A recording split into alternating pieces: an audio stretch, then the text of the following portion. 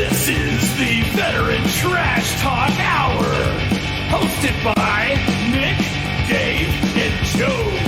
Today's special guest is Shoopman, who loves to cuddle up with Nick for 6 whole months.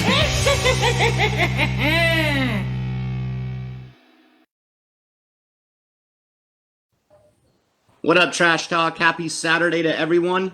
Before we kick this show off, got a special announcement to make. The merch is out, all right? www.veterantrashtalk.com. Hit us up, okay?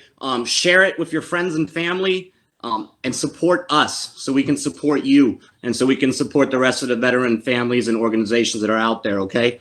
A small percentage of our profits, okay, that we make off of these shirts is going to go towards veteran suicide. It's near and dear to my heart. I know it's near and dear to the rest of the team. So again, check out our merch, veterantrashtalk.com, purchase a shirt, and help us get big and take over the world, because that's pretty much our plan, okay? As always, this is episode 8, okay? We're moving along. We got Nick on here, as always, and Joe. Our special guest is going to be Officer Shoopman. So we are going to have a lot of good conversation. If you have questions, just hit us up on the chat, all right? And we'll get those questions answered. Over to you, Nick. Okay, awesome. Hey, thanks, Officer Shoopman, Ty Shoopaloop, coming on to the show. Cheers. Cheers, guys. Cheers, community.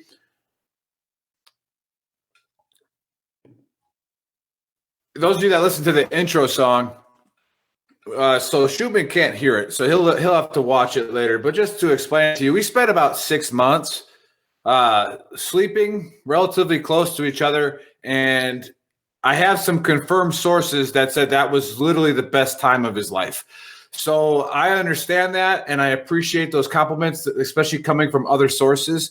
But that was huge. You know, it meant a lot to me, Ty. I appreciate it.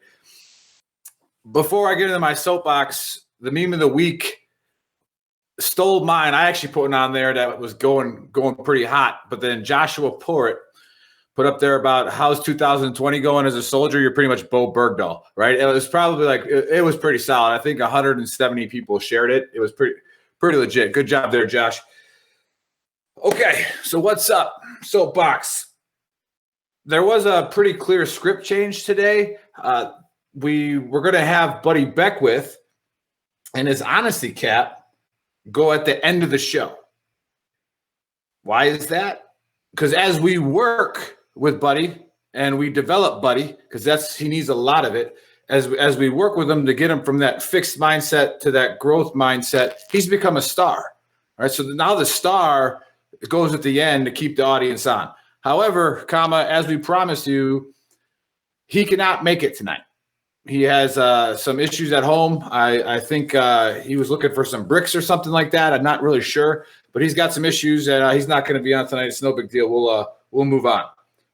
First part of the soapbox was actually tailored at Buddy and how we're helping him grow. And last week he followed me, and I wanted to get him off his comfort, out of his comfort zone. So I talked a little shit about the South. And Buddy Beckwith being from Alabama, it got him flustered right away, and he went right into attacking me as opposed to logically discussing what I had discussed. And that's part of that fixed mindset where you immediately want to attack the person who says something about you. But yeah, so we're working with him, and he was able to recover pretty quick. So last week I talked about how losers don't get the right, the history. Losers don't get to write what happened. Take the statues down, take the Confederate statues down, rename all the bases. Now, I'll take the other side of that today and kind of show Beckwith how he should have responded as a Southerner that he is, if he wanted to actually talk logically. So let's actually take a look into hold on one second. Okay, I have somebody at the door right now, and he's dropping off beer for me, so that's a big deal. I had to address that. Getting back to it, the South lost, and my argument was the losers don't get to write what happened. Who named the bases? When were the bases started? All right, those bases were named by the winners. The winners named those bases. So that takes away from my argument that the losers don't get to write it. Another logical way to attack it is, let's just say, for the sake of argument, that renaming all the bases is 100% the right thing to do. So we all, for the sake of argument, we all agree it's what we should do. It's what we have to do. If that's logical, if the reason why we do that is logical, then we forget that General Lee served the United States Army for over 30 years. He was the commandant of West Point, and he is on record saying that he doesn't believe it's constitutional for the South, for the state of Virginia, to secede. Now, people, they forget that all of these states, North Carolina, Virginia, Alabama, Florida, Texas, right? They democratically voted. Now, put yourself back in that time frame to where democracy is kind of a new thing. It's still a new thing now, where actually people get to vote and have a stance. The states were relatively young, 100 years old, less than that, right? So they voted. They practiced democracy. Those states seceded by the popular vote, or by not, there wasn't a popular vote then, but by their legislature, their elected legislature. So the logic of renaming all the bases, because it represents slavery, because of the Civil War, then logically we have to rename the state of Virginia. We have to rename the state of North Carolina. North Carolina is going to become, this welcome to Obama and Trump Town, right? Or like, what are we naming? Are we going to rename Alabama and North Carolina because they voted to secede from the Union? Now, General Lee, back in that time frame, that the states were still super young, and his loyalty was to the state of Virginia. And that's what he stuck with. So that logical argument that Beckwith could have came at me with is how you actually create discussion. So I'm looking forward, as the show goes on, to the people watching, that you take the points that we say not as our stance on something, because it's not. It's 100% not my stance on something.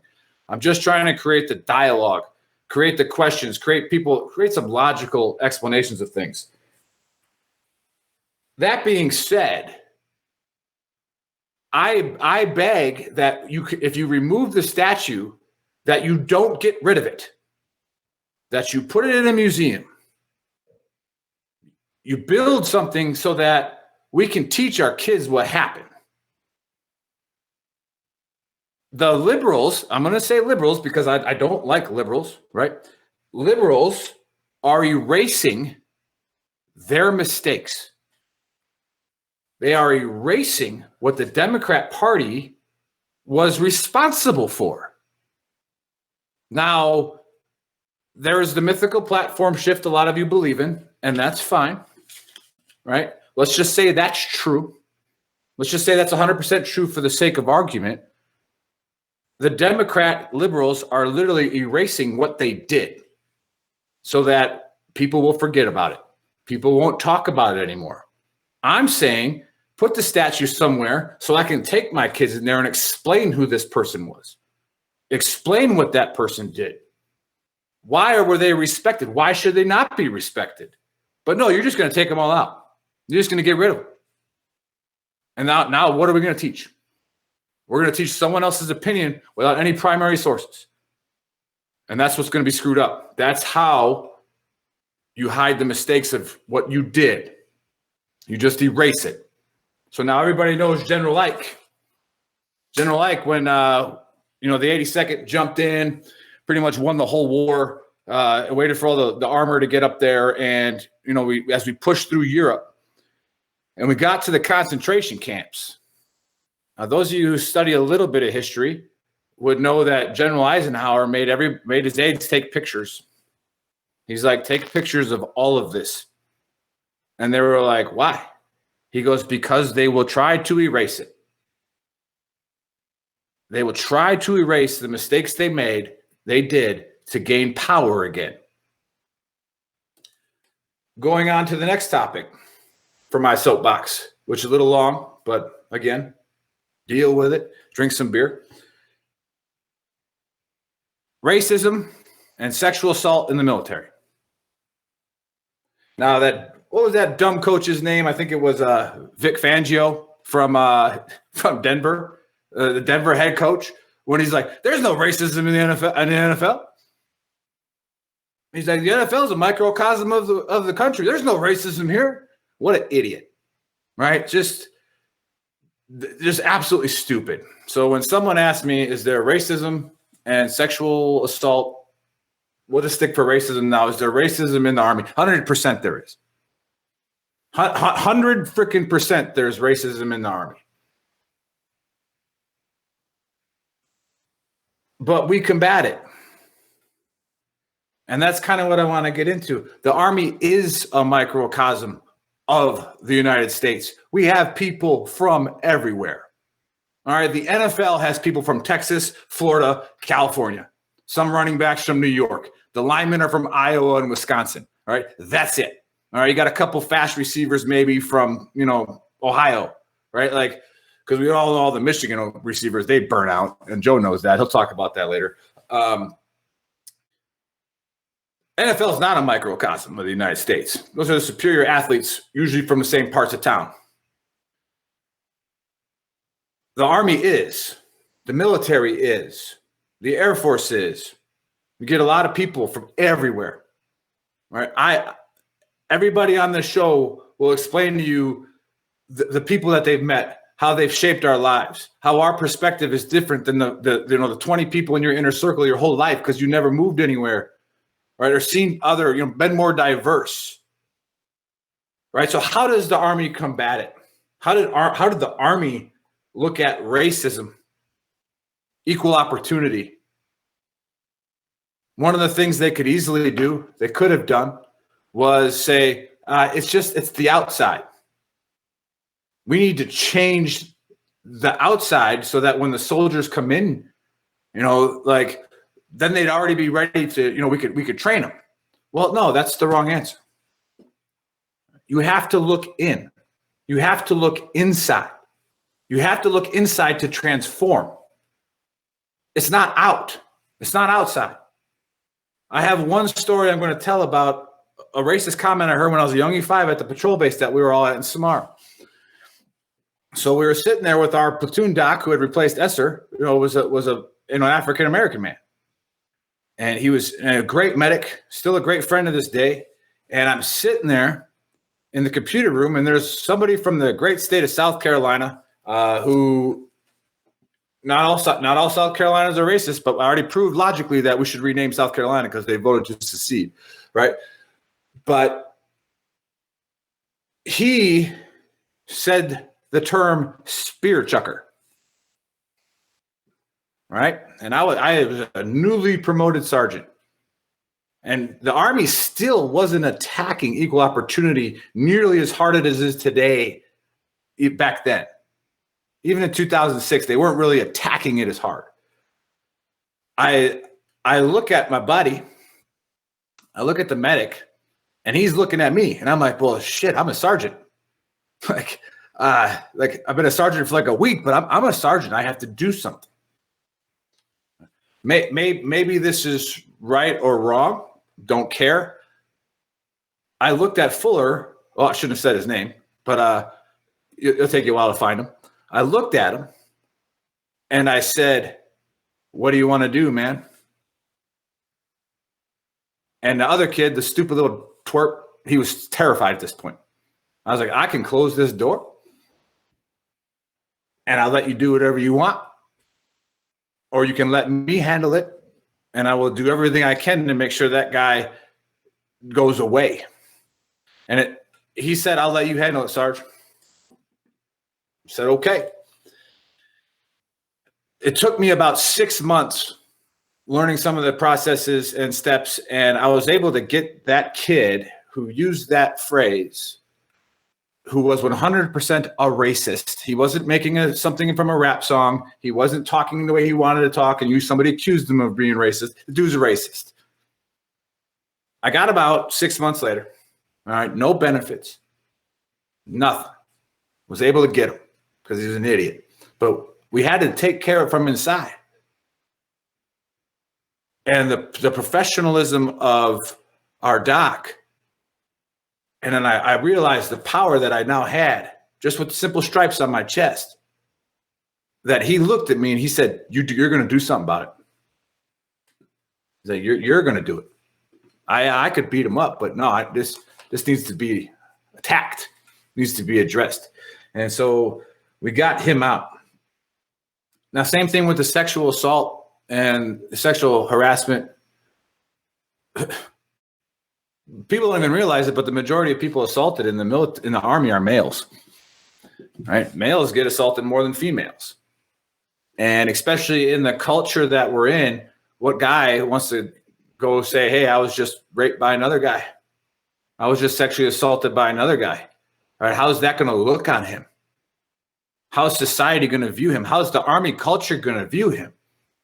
So even the fact that that guy has that going through his head, and then looking at the female way too, a female soldier saying, if I say something, I'm going to get in trouble. My career is going to go down. Everywhere I go, they're going to know I'm getting moved. All right. And God forbid they be somewhat, good looking, because now all of a sudden it's their fault. It's like, oh, maybe they shouldn't have been in that situation. That's the way we used to talk. That's the way some people today still talk. And we're the ones that have to stop it. Inside our community. Inside our Army, Marine, Air Force, Navy, sometimes Coast Guard. They're not DOD anymore, but it's our community. It's inside. There's no outside factors to attribute to things, but we're the ones that need to take power. We're the ones that need to stop it. So what did the Army do? And I did a paper on this years ago about changing their reporting system, right?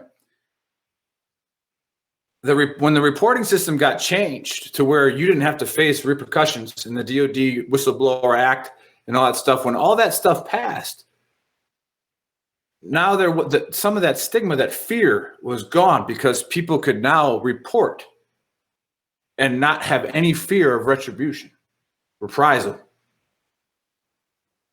right? I did my safety briefs as a first sergeant, where I was like, hey, statistically, one of y'all here is a rapist. About 15 of you are racist. And I was like, you're in our formation.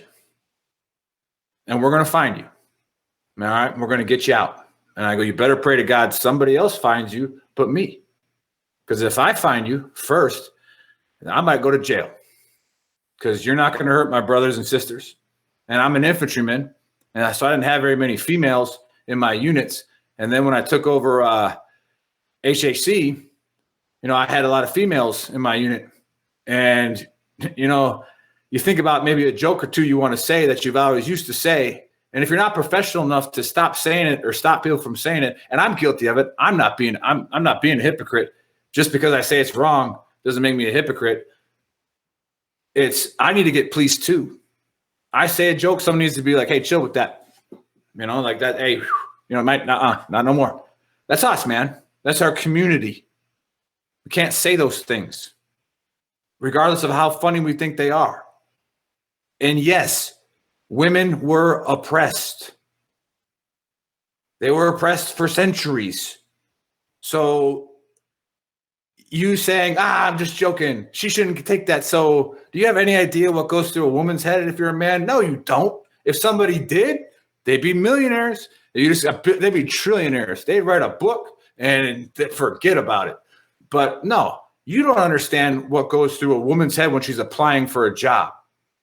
You look at the stats to where a woman won't even negotiate for her salary. it'll say, starting at 37,000. She'll go in there and they'll say, we'll give you 37,000. And she'll say yes. Statistically, they don't negotiate. Why is that? All right. Can we say it's their fault? On the outside, it is. But they have to take power. They have to take control. They have to change it. All right. And we can help it. And that's what the struggles they went through to get to where they had to be, because they were oppressed. 100%. Anybody who argues that's a moron. All right. So that reporting went up 600%. And that allowed us to find some of those snakes in the grass. It gave us that opportunity. Oppression. We talk about that. People are oppressed everywhere. Every country, certain cities, it happens. It's there, right? But for the liberals, they're so fucking wrong about calling to defund the police, right? That is the dumbest and cop-out way to handle the situation. That is putting the blame somewhere else. That is putting the easy, linear, let's just do this and we'll all be okay. That's the bullshit answer you get from your media that storms all this up, that says, yeah, that's the answer. All right, but nothing systematically is being addressed. Nothing about who's been in charge for the last 60 years in your city. What is the police force doing? What are they ordered to do? What are they supposed to do? Right? The police unions. Now all of a sudden liberals hate unions, right? Because it's the police union. I can agree with a lot of that stuff. I can agree with a lot of their points. Because guess what? There's people in urban cities are oppressed. All right? They are put there. They are dependent. And they don't have a say. It's called disenfranchisement. And if you take a look at it, you can see who's been doing it to you for the last 70 years. And that's just what you got to look at. Urban areas will absolutely go to even more crap if you defund the police. Look at New York. New York will become disgusting. Chicago, everybody knows I love Chicago, right? Chicago is a war zone. There's 100 people shot in the first 3 days. You go to heyjackass.com. It follows all the shootings in Chicago. And you look at it. The military sends some of their certain soldiers in that city to train. Why? Because it's a freaking war zone. And why? Because there's people being oppressed in there. So now I'm going to call out people who want to always blame other things or the one-sided solution. It's inside, man. It's inside. The fight is inside. You have to change it from the inside. In order to transform, you have to look in. If you look out, you can't transform. You have to look in. You have to take power. You have to take control. You can't think other people are going to do it for you. They're just going to keep you exactly where they want you. I looked up the Ferguson report, and the DOJ came out and said that the mayor was using the police force pretty much as tax collectors to where, hey, pull more people over, creates more engagements, creates more chances for something to go down that should never even probably go down. Guess how many people voted for that mayor? Guess what percent of the population showed up to vote for that mayor? 12%. That guy was elected by 12% of the community. So yeah, he probably was pretty bad. Probably pretty stupid. But again, it wasn't that's you. That's your community. That's you. Look inside, change it. Find out what needs to change. And then last being said, all this yelling and all that kind of stuff is Benjamin Franklin's autobiography. Look it up. People are yelling in one of the first Congresses. Somebody goes over to Ben Franklin and says, hey, aren't you going to say something? And he goes, no. He goes, you hear those guys yelling over there? He's like, they're not necessarily all wrong, but people are going to stop listening to them because because they're just yelling. He's like, I'll wait till people want to be logical, and then I'll speak. So when you're listening to the person screaming and yelling about how defunding the police is going to work, that person's stupid, but they're not necessarily wrong. There's something that needs to get addressed, but it ain't that. Don't listen to the big yelling point. Look inside. And that's what I got from my soapbox. That's covered up for Buddy Beckwith dropping out on us. So on to you, Joe. Cheers, Nick. Before Joe starts, cheers. Yeah, absolutely. Damn it, I love following him, Dave. Yeah, that's a rough Yeah. one, man. That's the price you pay being friends with Nick. He doesn't tell you when he's gonna go in like that. So, but you gotta love it. But I totally agree. I mean, I think the way I voiced it is different, but it's the same thing Nick's saying. It's just different verbiage. That you don't have to be on one side to agree with everything on that side. You don't have to pick, you don't have to pick between bad police work and racism. It's the difference between right and wrong and actually being informed. So my soapbox was going to be a little bit different, and it's going to kind of be about how we got started to right now. And we knew we wanted to do something, and we've said that over and over again. We knew we wanted to do something for a while now. We just had to figure out exactly what way we would make a difference, and we'd get an audience and have people actually listening to what we say and why we wanted to do it. And when we came up with this idea, it was completely grassroots, and COVID had hit, and I was dragging my feet, and we didn't, and all of a sudden Nick one day said, that's it, we're doing it. And it was the kick in the ass that I needed. And I'm taking my wife and my little girl on a walk through there's a big national cemetery across the street from where we're at. So we're walking through there, and I'm getting texts from Nick. Now 20, now 40, 100 followers now. And I'm like, look, I look at Maya, I go, that's it. He's in, I ain't no stopping now. So it's like, let's get back. And we started up, but I'm in commercial construction. None of us are rich. We wanted to see where we can make a splash and where we can make a difference. So we picked you fight the fights that need fighting, and you fight the fights you can win. And if you can do both at the same time, then so be it. So, we're 7 weeks in, and I got a call from a guy that I've known for 5 years that, I'm not going to betray the guy's trust, but it basically lets me know that, we're at that phase where lives are in danger, and certain keywords are used, and you start thinking, okay, it's time to make a move. Something's got to happen. And I underpromised and said, give me 24 hours. Let me talk to my brothers. Let me see what I can do. Because like I said, we're grassroots. We're blue collar guys. That's not what we. That's not our avenue. We're just trying to build this community up and build up the audience so we can actually make a difference. And that's why we decided not to go the not-for-profit route, because we actually want to build something.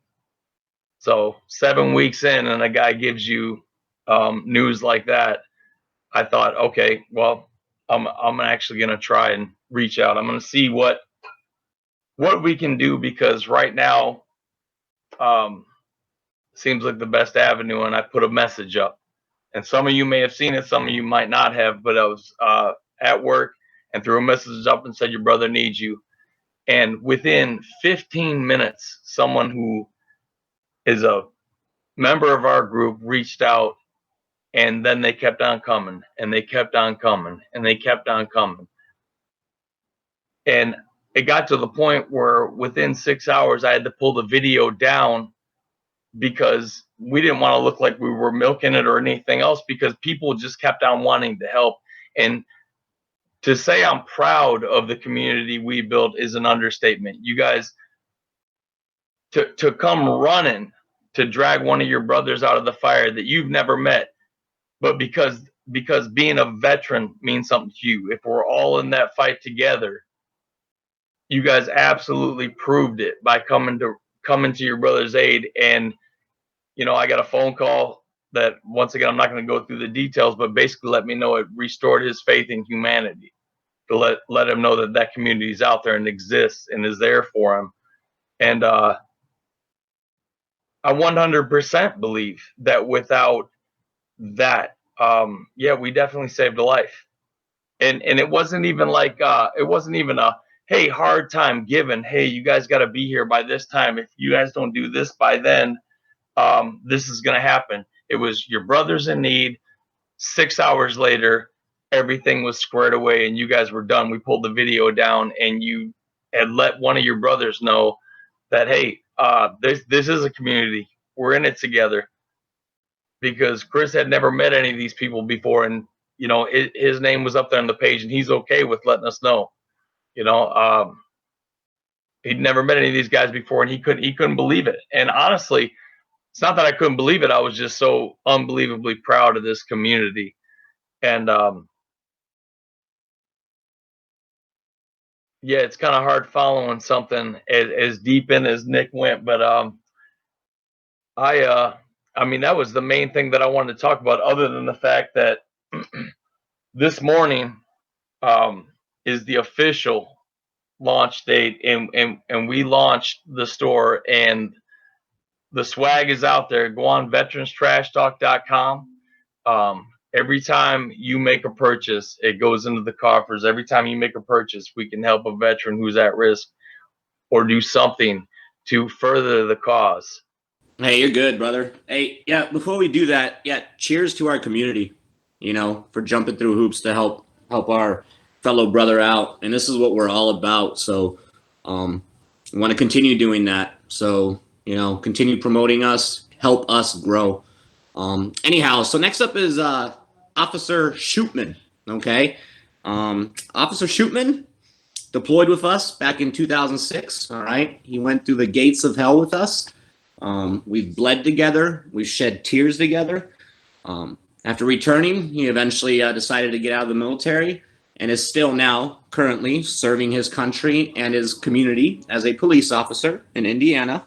So without further ado, Shoopman, the floor is yours, brother. Thanks for being on. Yeah, I appreciate it, gentlemen.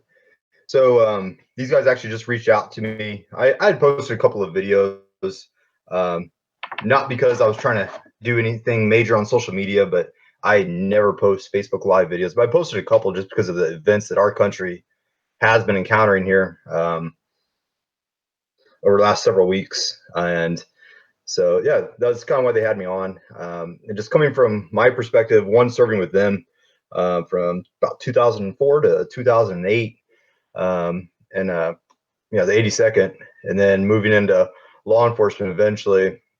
I guess my perspective is a little bit mixed, and my experiences are pretty diverse.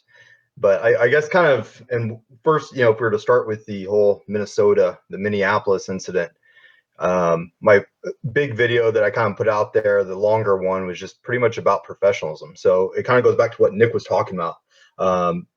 When we talk about racism within the ranks, and I don't care if you're talking about corporate America, or law enforcement or military, but whether it's racism or misogyny or whatever it is, we all innately know what's right. I think most of us know what the correct values are, and it really pisses me off when good people stand by and do nothing. And I think we've all seen that. The racist piece of crap, and some of those other people, we can't control those. They're going to be outliers, and we can't control them. We can stop what they're doing, hopefully, while doing it, but we can't anticipate it. But what we can do is, if you're a good person, if you actually have morals, if you have ethics, sense of right or wrong, you can actually stand up and do something. And that was kind of my whole thing, is have the fortitude to stand up and say something, do something. Don't just sit back and say, well, that was wrong. Because that's just kind of the culture we're in. It's that bystander effect of, we're going to sit back, maybe click record and post up on YouTube later and get a laugh. And that's bullshit. Yeah, that's pretty spot on there, Ty. Question for you would have to be the negativity that you guys get now, and it hasn't been mentioned yet, I'm sure Dave or Joe will hit it up later, is Joe and Dave did an interview with a cop from New Jersey. All right, book him. And it's a freaking wonderful story about how he uses hip hop, to reach the inner city of New Jersey where he works. And he talks about how just having that rapport with the people calms a situation down so fast. It's like everybody's angry and the cops show up, and now things get a little more tense because the cops are here now. But when someone in the crowd says, hey, what's up, Ty? And it was obviously Bookham talking. He's like, when somebody says, hey, what's up, man? The whole situation just calms down because they know that somebody is here to not do anything stupid. He's there to help. What do you see in the field as far as the animosity towards you, if you could enlighten us on that? I think it kind of goes back to, and again, and I was actually recently telling one of my guys, and I know they probably get pissed off with my anecdotes from Iraq and all that, but that's my major life experience that I'm always going to rely on professionally. And I kind of look at it from that point of view of, they did not like us every day over there. A lot of them hated us. But with that being said, you can find those moments where you can actually have just a commonality with someone. And we all have that. We've all gone through this human experience, and we all have something to offer, whether it's basketball or freaking arts and literature, whatever it is. You can, in that moment, when you walk up on that situation, and again, you can be a civilian in the grocery store, and if you see someone belting out racist bullshit at the freaking counter, you have a moment in time where you get to be the good person. And so I think you have a moment, you have the opportunity to diffuse the situation, and or just kind of, find a way to connect with that person. We all have that. We all have that capacity. It's just whether or not we kind of slow down our thinking, we slow down our breathing a little bit, and we kind of just approach it and figure out, where is this person at? I need to kind of find where they are and find that moment in time and figure out, how can I connect with this person? We can do that 99% of the time. I mean, you see hostage negotiators do that all the time, and they do it successfully. And it's not because every hostage negotiator is amazing. It's just because ultimately they know how to be a human. They know how to interact with people. So I think we all have that ability to just kind of, calm a situation and come at it from a human point of view and not a robot. Because I think that's something we all see in the military overseas. But we also, see it in law enforcement, corrections, medicine. We've all had that doctor where you go in and you're just kind of like, that was a shitty doctor. And so, if we can be human and kind of approach it from that point of view, I think most of us are going to navigate it all right. Yeah, that's good. Great answer. Now, everybody on here has been in the same boat. We're all been in the same, chewed the same dirt. And I know my fire team, before I went to Weapons Squad with Ty, where we slept together and it was the best time of his life, reminding you again, was... You told me that story as well, Nick. Yeah, and so, we go to these, people say like, oh, I just want you to feel uncomfortable, like where you're walking down the street and somebody's just going to hurt you because they don't like you and don't understand you. I was like, yeah, I got about 3.5 years of experience of that. Now, it's not a whole lifetime, but I walked down plenty of streets to where somebody wanted to kill me and I had no idea who I was. Right. And that there is some truth to those statements. That being said, it's, it doesn't make it right by any means. There's no right reason for that, period. So the better we could be in a war zone to the people, the more rapport we could build. And I know everybody hated coin operations, but people don't read the whole damn manual. There's a lot of combat in coin operations. All right. Yeah. There's a lot of combat. And we're going there to build you a freaking school. You know, we're going there to build your hospital. Don't shoot at us, and we won't shoot at you. Right? Then again, there's the snakes in the grass. There's the media.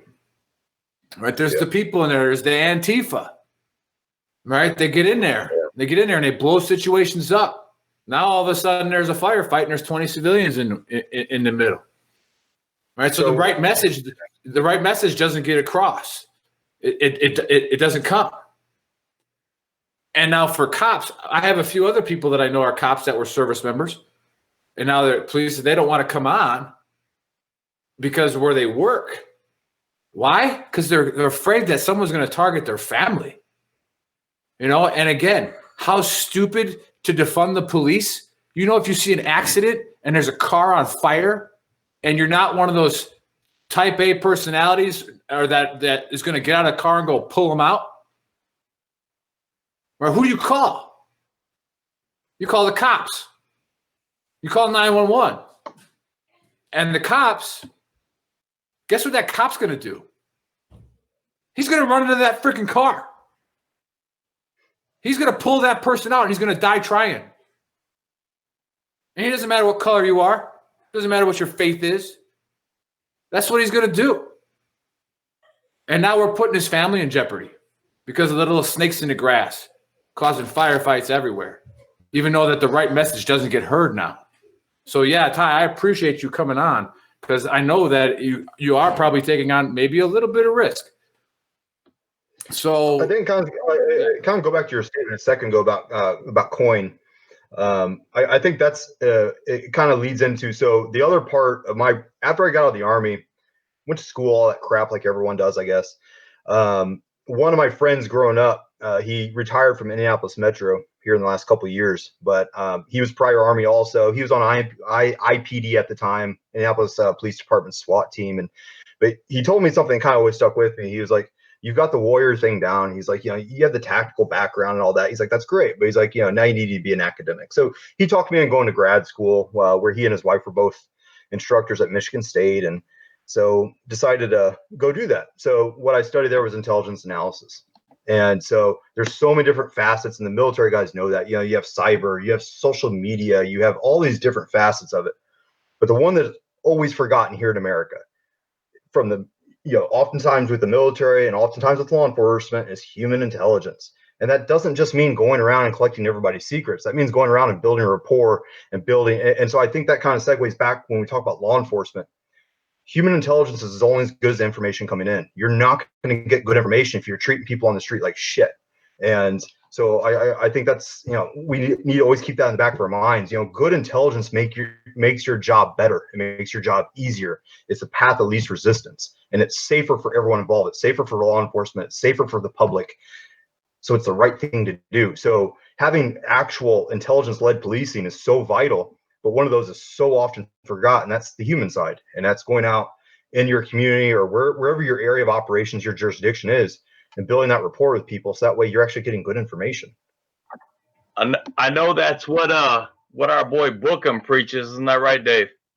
Yeah, 100%. I mean, I think Nick talked about it as well. Just, you know, if you're part of that community and everybody knows you, and showing up to a scene where it could be hostile, you know, there might have been a fight, there might have been a shooting, whatever it may be, but then somebody in that crowd recognizes you as that officer and says, "Hey, you know, that's Rivera, that's Officer Bookham," and the entire demeanor of the entire situation changes, you know? So, I mean, it's important, man. It's important. I didn't mean to cut you off, Joe. No, it was like he said, be a part of your community, not be apart from your community. And that's the truth. That people see, like, you know, hey, we're not going to call him by his first name, but hey, there's so-and-so leaving for work, and he just puts on that uniform, but that's my neighbor. That's part of my community. That's a guy that is just out trying to make an honest living for his wife and kids like I do. We just apply two different trades. Yeah, I've got very close family ties when it comes to the police, and I've got a huge family in Michigan. I've got a cousin Mike who's been with the Detroit Police Department for over 20 years. My cousin Nellie, who's a Coast Guard veteran, is a detective in in Colorado. And even in our own family, there's dissension that some are leaning towards defund the police, and then you got cousins who are still out there. So it's crazy, even amongst people who are related, they cannot agree on this thing. But I can tell you how I feel, and I don't know. I'll take a page out of Nick's book. Sometimes you just gotta, call it the way you see it. Defunding the police is like Beckwith said. You're just gonna create warlords. Whoever's got the most guns and whoever's the meanest. And when that person shows up at your door, you better pray to God that they're a good person. Because if not, 911's no longer an option because that's the way you wanted it to be. And the good person in me kind of is like, yeah, right, whatever. But the other side to me is like, good, like the Chinese say, beware what you wish for, and let them have it. But it would be such an ugly scene that was unfixable if that actually happened. You don't just defund the police and then bring them back when things go off the rails. You're not going to fix that. And No, how are you going to preach to someone to trust that badge? I mean, how about it, Shoop? We chewed the same dirt in Samara. If you thought based on how we handled the life or death situation, we could be defunded, would you feel a little different about the division that we were a part of, the battalion we were a part of that jumped into World War II? Wouldn't you feel a little different? I would. no, I think a perfect example is what did we do when we first went into Iraq? We basically culled the ranks of the entire Iraqi National Army, Iraqi National Police, and then you created a vacuum. You created a vacuum of leadership. You also created a vacuum, you created basically a massive unemployment line of people who are looking for work otherwise. And I'm not saying that's what would happen here, but that's what certainly would happen there. And it's never going to be a good thing when you go through and you just say, you know what, screw all of you. We're going to call you all bad. We're going to call you all whatever. And, you're going to create a void. But no, absolutely. And I think that's the one thing we can learn from our experience in Two Panther was definitely just, yeah, I mean, I can honestly, I can't think of a single day. Don't get me wrong. We were not politically correct and we were not perfect human beings over there, but I can't think of a single, I remember actually having a conversation with one of the squad leaders, weapons squad. You guys know who I'm talking about. Near the end of the deployment, we were sitting up on BP North or South, I think BP South. And we were talking about comparing our deployment and all the shit that we went through with the previous guy's deployment who went in and, committed the miniature war crimes.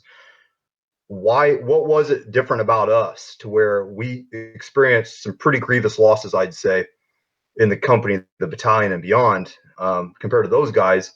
And it's just, we were professional. We actually took pride in everything that we did. We worked our asses off before we ever went overseas, and we worked our asses off while we were over there. And we had a good command climate. And again, that brings me back to my whole premise of law enforcement and every profession, but law enforcement right now is, and there's certainly some agencies doing it right, I'm sure, but there's some agencies doing it wrong or not doing as well as they can. And having that command climate and making sure that it's known that if you see something wrong, you fix it right away. And if for some reason you're not able to fix it right away, you make sure it gets corrected later on. And I think that's something that our company had. We had amazing leadership from the bottom all the way up to the top. And I think that's the other. That's exactly what it was, Shoopman. It was leadership. And I think Nick addressed this a couple weeks ago on one of our shows. We're just professionals, man. But I want to kind of give I got a question for you. And Bookham kind of addressed this during our interview, and it struck me hard. Okay. Obviously we know what our page is about. We're here to try to prevent veteran suicide, provide an outlet and everything, because 19 to 23 a day is just way too freaking much. Okay. But he mentioned too that in the police force, the suicide rate is extremely high. And then we addressed, the help that you guys receive if you go to your superior or whatever and say, hey, I got some mental issues, I got some problems. You're actually looking at being removed, i.e., losing your paycheck, your family. I mean, everything is on the line, And I think we talked to Bookham a little bit, like the help that we receive now, it's there. And we're looking at a retirement. We're looking at all kinds of stuff. So that kind of blew my mind. And I kind of just wanted to get your take on that. What is up with that? Like that is an issue. I mean, that is an issue. I think with the Army, and I can't speak for the other services, but I think with the Army and something that you guys have experienced, now that you guys continue to serve, or at least some of you, is we had to reconcile with our demons a few years ago. Like post the surge and everything. Once we started having good soldiers come back and do bad things or find themselves in bad situations, we had to have that that admission of guilt and that reconciliation as an organization. And that's something, because you have so many different agencies out there, you don't necessarily have that with every organization. And so there does need to be a change from the mental health capacity. You need to there needs to be that change and realization that,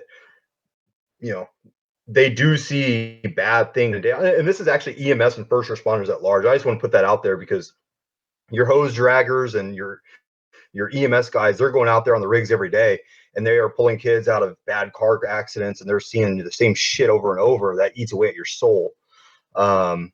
So I think that absolutely, when it comes to first responders, EMS, all those guys, there needs to be a process by which you can actually seek the help that you need and you deserve.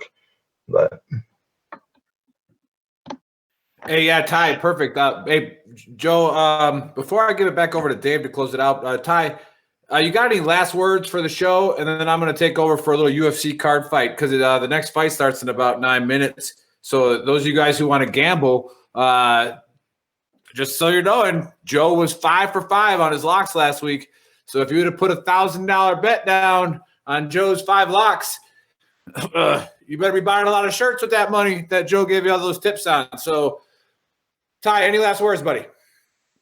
My only thing would just make sure law enforcement right now, because you guys are currently under the microscope, treat yourself as a professional. Find ways of educating yourself. Something I haven't done until these last few years. Physical fitness is huge, and why I say that is when we talk about mental health, that is completely unequivocally tied into your mental health is physical fitness. But 2, when we talk about lethal force and our options when it comes to a lethal force situation or a situation that could really go sideways, physically fit people have more options. You are able to drag that situation out a little longer and maybe not pull that trigger. You might actually have more options. So physical fitness, it is so freaking important for your mental, but also your options as a professional. So I would throw those two, I would kind of throw that out there, because I don't think it's something we always address when we look at it. If you're overweight and your mind's just not in the right place, you're not as good as a professional as you could be. So I'd just leave it at that. Awesome. Thanks, Ty. All right, Joe. All right, so now everybody pay attention. Joe's about to get on a mic about UFC. Now, I pick people based off their names. So I got. All right, let's rock and roll with it, Nick. Send what you got, and I'll counterpunch. Real quick, Mariah Agapova and Hannah Cyphers. All right, and Hannah Cyphers is 10-5, women flyweight, and then Maria spelled with a Y. I don't like that. I don't like the way she spells that. And she's 8-1, so I'm gonna go with Hannah. All right, I think I'm going with Hannah on that one. Yeah, no. Listen, if I was a if I was a gambler and I was actually giving people information on how to bet, I would throw an F word before the no on that one.